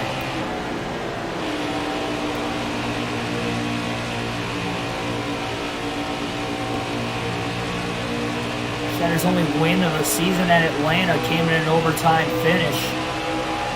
It was the only overtime finish we've had all year in the first 7. Well, this this is the 7th race, so I guess the first 6. Not including this one. We could include it if when we get to the checkered flag, and we'll see if it will be another overtime one. Grayson's not closing that gap very rapidly enough for me to say he's definitely going to catch Schneider. He's still about 2 to 2.5 seconds back. It's fluctuating though. Gregson's got a lot more traffic ahead of him to get to the 99 than what the 99 has ahead of him. That would slow him down enough for Gregson to help catch him.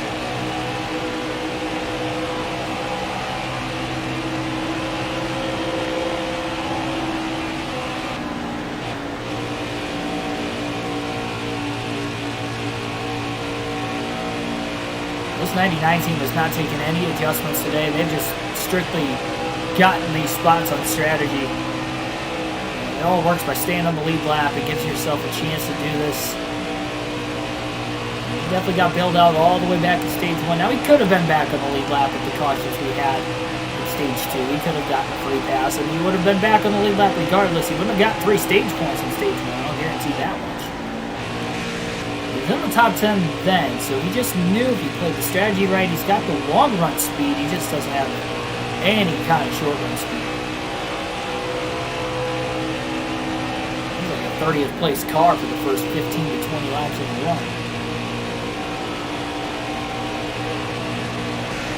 As he has the fresher tires over everybody else, which he's hoping if we get another yellow flag.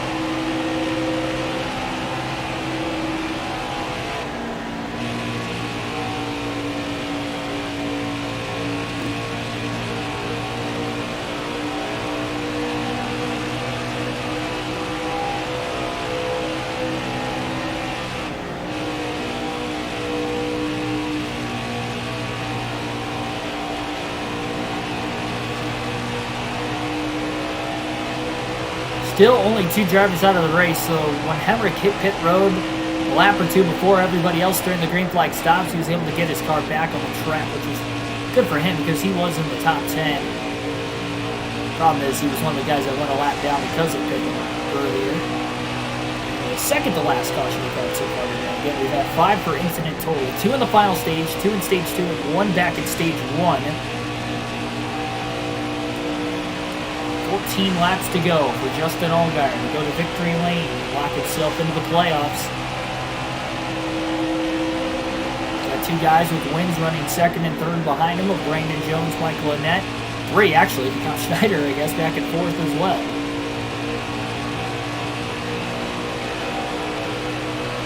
We've been talking about Schneider pitting, but will anybody else pit?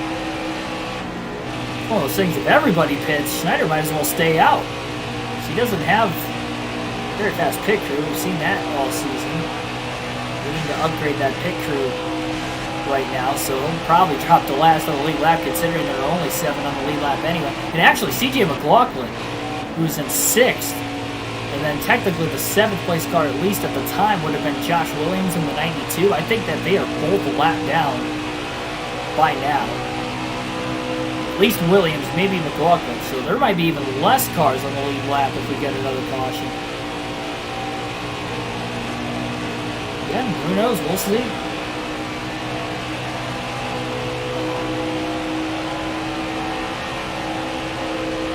Dozen left.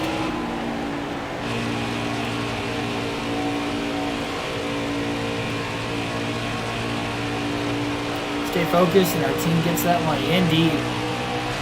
There's no way Allgaier is going to be able to catch Schneider to put him a lap down if he stays green to the end. There's just too much traffic. If there wasn't as much traffic, I think Allgaier really did have the car, especially with the fresher tires. Schneider is trying to hold on for 4th still. Gregson continues to slightly close. He's only a 2.5 seconds behind him. 10 laps to go for Justin Allgaier. Once he gets to the start-finish line, he's off turn 4 now, and he'll get there.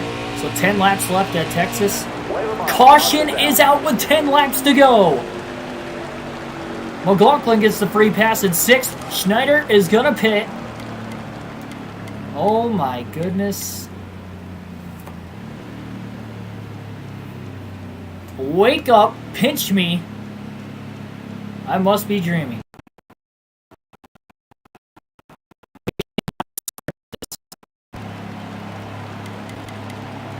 He's going to take a half round of wedge out of the car, try to loosen it up and get it ready to go. He's going to have a preferred lane in 5th on the restart. He'll be on the inside row 3. Only 5 cars on the lead lap. And we're going to restart with just 7 laps to go at Texas after a 6th caution of the race. And drama has unfolded late. The Miracle Kid, Keegan Schneider, is trying to go for a 2nd win in his first 7 career Xfinity starts. Great flag is back in the air with 7 to go. Are the fresh tires enough? We know Allgaier's got the 2nd freshest tires in the field. Schneider has about 20 to 25 lap fresher tires than Allgaier. And he's going 3 wide for 3rd place. He is going quick underneath both the 9 of Noah Gragson, the 1 of Annette. Can't let that 7 car get away. There are a lot of Junior Motorsports Chevrolets in the top 5. They're having a great day all the way around. Darius Marine, welcome to the stream. Happy birthday. Hopefully you're enjoying. Schneider to 3rd, passing Gregson off turn 4. 6 laps to go for Allgaier. So they're trying to loosen that car to maybe help with the short run speed as well. He's underneath Brandon Jones for 2nd place, but this team only 84 in the engine power. Again, they used this chassis 2 races before this. Schneider's got to get around Jones fast here. It's going to be tough. Not that straightaway speed. He's got to beat him back to the gas off turn 4. He looks. Is he underneath him? Jones has the straightaway speed. 5 laps to go at Texas. Schneider's pushing hard right now. He really needs to get around Jones because Allgaier's getting away. Schneider just gave Jones a shot off turn 2, and that actually shot Jones further ahead of him. That did not help the 99. That bogged him down. Saw that on an earlier restart stage 2 as well. Does Jones have anything for Allgaier? Jones had a fast car earlier. 4 more laps. Schneider is there. Looks low. Is he going to beat Jones into turn 1? He does get to his inside. Jones is trying to side draft. Schneider is going to clear him. Contact off turn 2. Schneider forced himself clear. He knew he had to get around Jones, and he had to get around him fast, and he did. He's up to 2nd, but does he have enough time to get to Allgaier? Allgaier's got the clean air. That's going to help him a ton. 3 laps to go at the line. 0.6 of a second off the lead, and Schneider is digging fast, and Jones is not going away. Jones is not going away at all right now. Not going to make Schneider's life any easier. We'll see if we can get to the white flag. That would signify that the next flag will end the race. Schneider trying to back up turns 3 and 4 a little bit. Trying to give him as much straightaway speed as he can because he's going to need it if he's going to catch Allgaier. Schneider was a 1/10 of a second faster than Allgaier that last lap. 2 to go. Really trying to arc the corner off. He's doing everything he can. If he gets a shot at Allgaier, he's got to take it. I mean, Schneider's led 4 laps this entire race. And Schneider knows that caution could not have played any perfect. The strategy could not have played any better for him to have a chance to win. But Allgaier pitting on that 2nd to last caution has put him in this situation. 1 lap to go now, sponsored by Credit One Bank for Justin Allgaier. Trying to lock himself into the playoffs, and Schneider's digging hard through 1 and 2. Look at how much ground he gains, but he can't get back to the gas as soon as Justin off turn 2. 1 more corner for Allgaier, into turns 3 and 4. Schneider was so close to pulling off an even bigger miracle, but it's Justin Allgaier. His strategy prevails more than Schneider's, and Allgaier is going to win at Texas. And a wild race at the finish with the way the cautions played. Man, we were so close. Justin Allgaier gets the win. Congratulations to him. What a race. Glad you guys stayed up late for this one tonight. It was well worth it.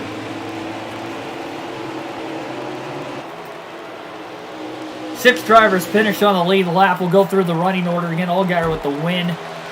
Schneider finishes 2nd after leading only 4 laps the entire race. He tried. He tried. Brandon Jones finishes third. Noah Gregson fourth. Michael Annett rounds out the top 5, and CJ McLaughlin finishes in 6th. Austin Cindric 7th. Chastain 8th. Brandon Brown 9th. Chase Briscoe rounds out the top 10. Pole sitter Ryan Sieg finishes 11th. And we had 3 drivers DNF. Riley Herbst, Tommy Joe Martins, and Justin Haley brought out that last caution. He was a couple laps down when it happened. But he brought out the last yellow with just 10 laps left in the race, setting up for that wild finish to the end here. Another great race at Texas here on NASCAR Heat 5. 2 of them in less than a week. Look at that influx of money. Over $200,000. And we get an extra $50,000 for the team. That was awesome. That was awesome.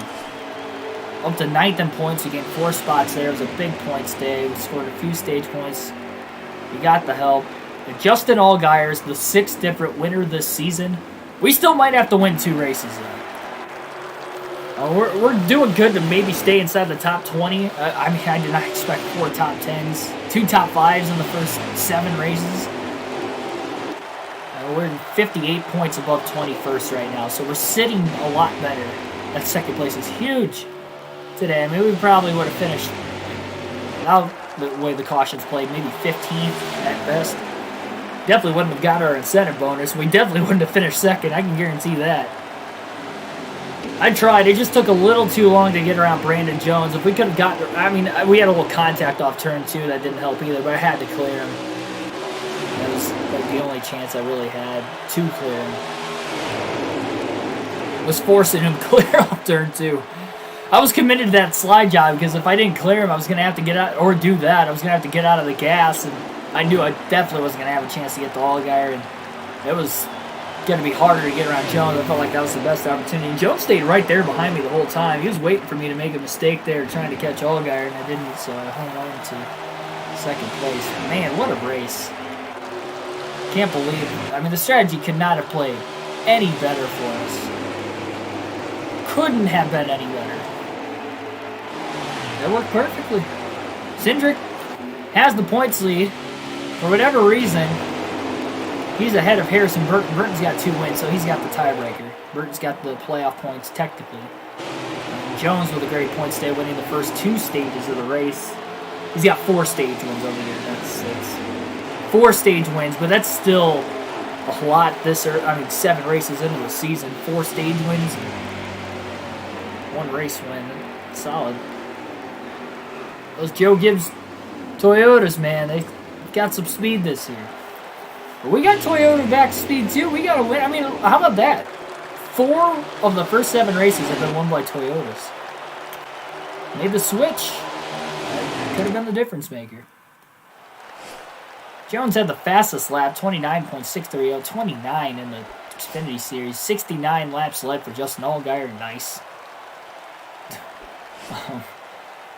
And yeah, we started last without practice or qualifying. We got the 2nd. Nemechek started 9th. He finished 29th, unfortunately for him. Just imagine if we could have won that race and then we could win Talladega in a couple races too. We could have 3 wins in the first 8 races. That would have been insane. We could still win Dega, and that would still be unbelievable how we can get 2 wins. We might need 2. Again, we've had 6 different winners already, and only 12 make the playoffs in the Xfinity Series, not 16. And it's the same length regular season, 26 races. So we still got 19 races to go. We only have 6 more spots open. We might have to win a 2nd race, and we came close to doing that already today. Look at that, $500,000. We're about to get another $50,000. That is unbelievable. Smooth driving. We took care of our race car. We barely made any contact. I mean, really, that contact with Jones at the very end was about the only contact we made the whole race. Saved our car. There's that $49,000. I rounded up to $50,000. That was awesome. Nice top 5 last race from Riley Herbst. Sweet. It was sweet, Riley. Look at the front of the pack. It's a rocket.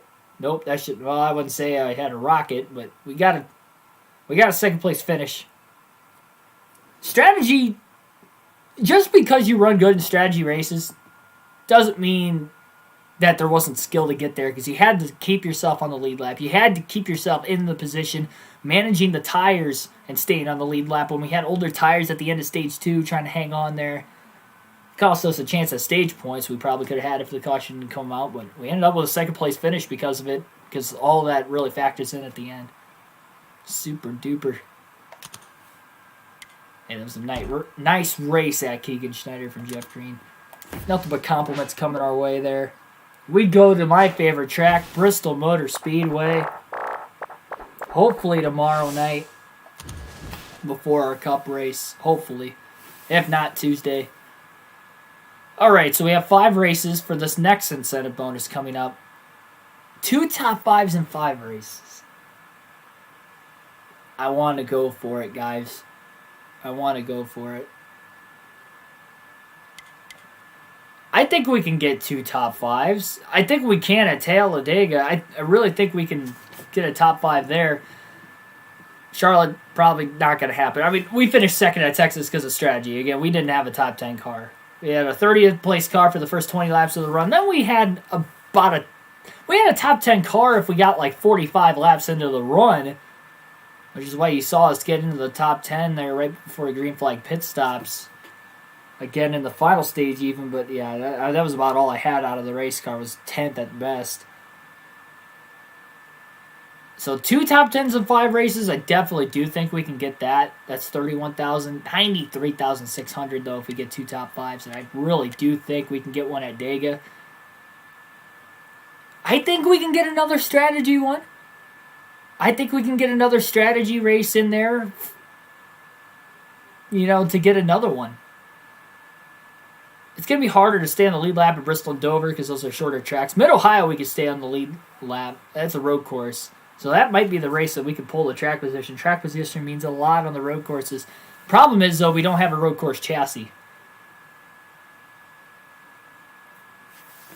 We'll go for it. We'll go 2 top 5s.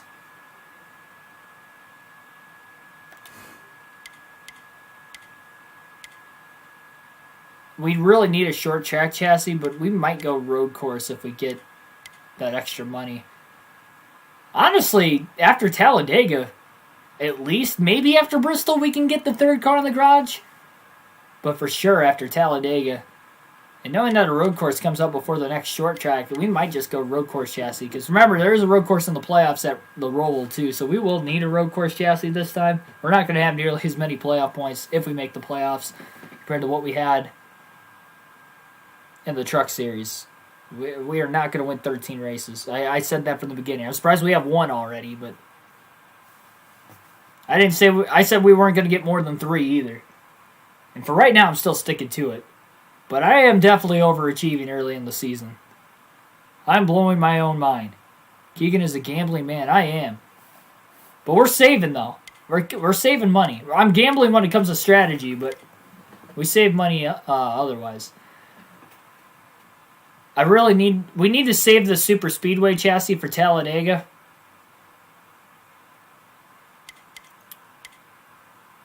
Speedway at Dover and Charlotte. We're going to have to use the Speedway chassis at Bristol. It's going to be a mismatch penalty, but we have to do it.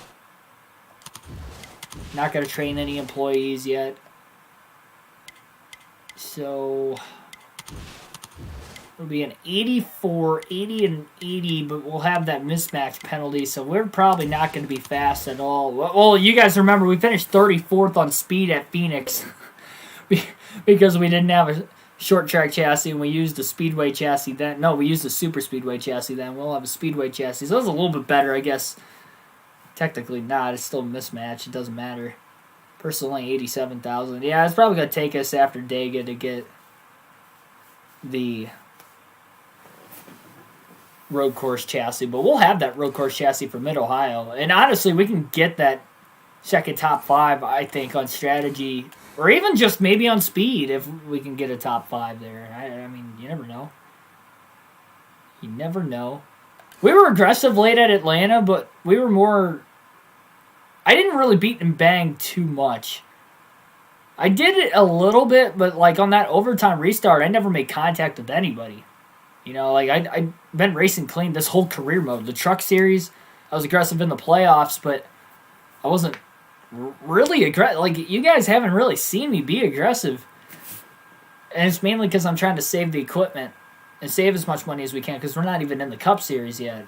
And, but yeah, I'm blowing myself away. I really am. I'm so shocked at how this team has ran so far. And I'm so pumped to see what we can do at Bristol in the next race. And hopefully we can get there tomorrow night again. Maybe my sister rules that team and I get home by 6. You know, it will definitely run Bristol tomorrow.